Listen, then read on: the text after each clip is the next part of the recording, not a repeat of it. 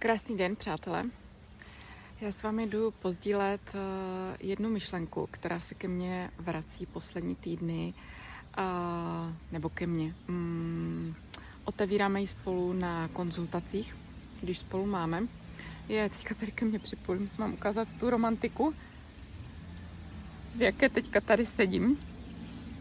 A to je taková pastička a iluze osobního rozvoje. Ostatně v osobní rozvoji je protkan spoustou takových iluzí a pastiček, který, když se ta mysl chytne, tak si hodně podkopáváme nohy. A jednou z těch iluzí je, řeknu vám konkrétní příklady. V posledních týdnech konzultuju se ženami, všechno byly ženy, vztahy, které víceméně spějou k zániku a spějou k rozchodu. A ženy jsou přesně v tom rozpoložení, které určitě znáte, nebo jste si třeba sami taky prožili. Nemám odejít, teď je to táhne zpátky, část už je táhne ven, ví, že už je něco špatně, ale pořád to ještě není jako dozráté do těch 100%, že člověk v klidu odejde. A protože všechno byly ženy osobním rozvojem zběhlé a políbené a roky na sobě pracující, tak mi nezávisle na sobě pozdíleli každá. No ale když tady tohleto v sobě změním, tak přece je možné, že se i ten partner změní, že se i ten vztah promění. A já už jsem se jenom usmívala, protože tohle je jedna z iluzí, do které jsem se v minulosti na chvíli chytla i já, a proto už vím, že to je naprostá iluze a můžu to s klidným svědomím potvrdit. Je to obrovská manipulace. Je to obrovská sebemanipulace jednak sebe, ale pak i toho druhého, protože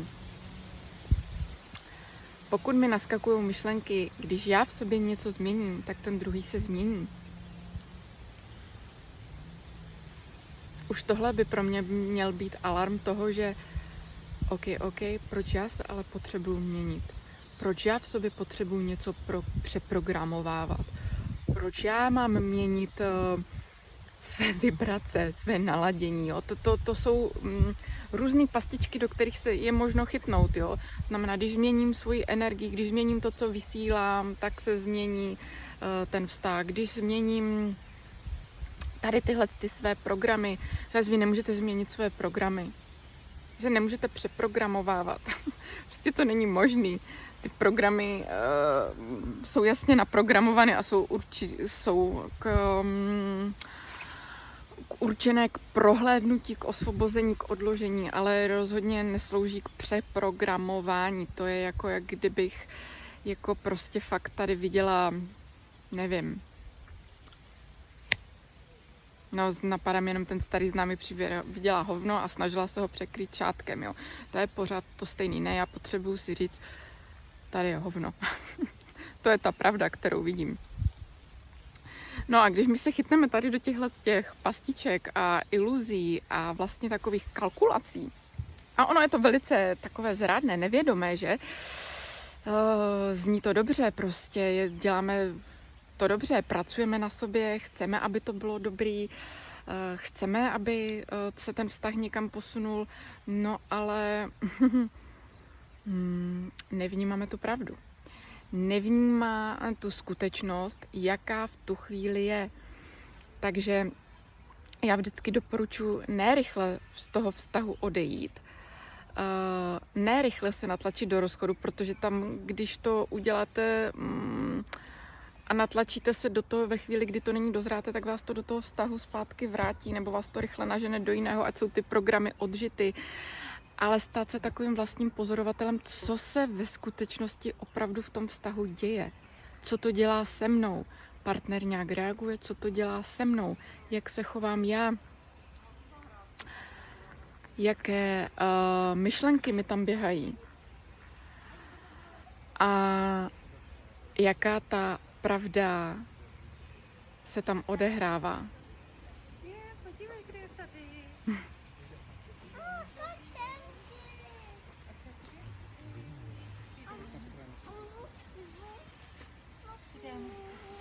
Again. Tak, přerušení ukončeno. Kačenky tady nakrmeny. A to hlavní, co jsem chtěla říct, pokud jste v takových situacích, různých zacyklených stavech ve svých vztazích, chtějte vidět pravdu. Zažádejte to své vědomí o pravdu a o to, ať to vidíte, ať z toho prozřete.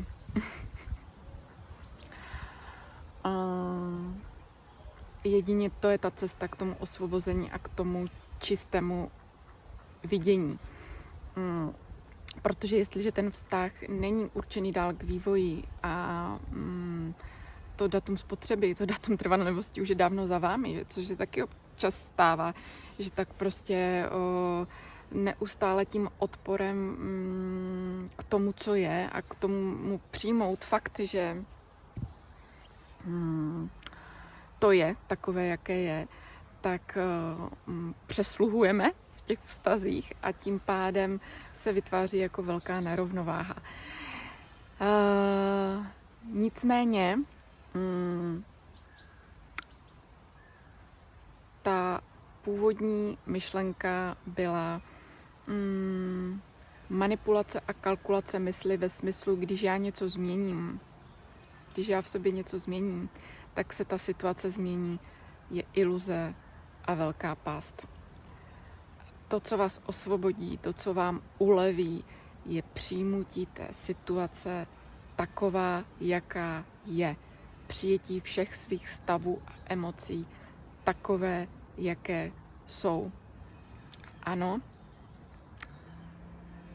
tím se pak většinou ta situace dává nějakým způsobem do pohybu a mění se především naše vnímání. Ale není možné to dělat kvůli toho, aby se to změnilo.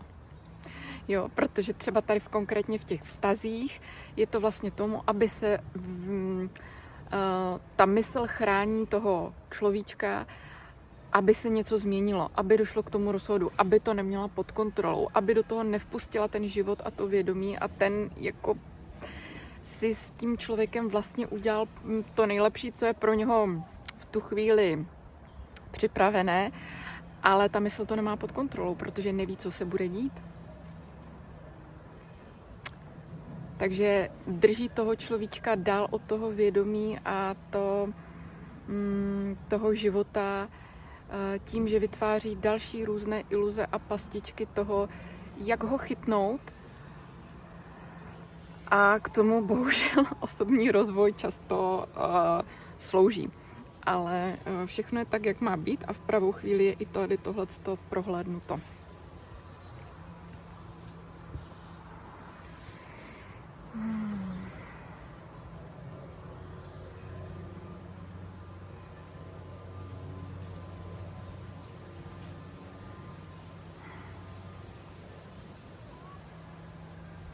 To je asi vše pro tuto myšlenku a pro tohle video. Mějte se krásně a já se zase brzo ozvu.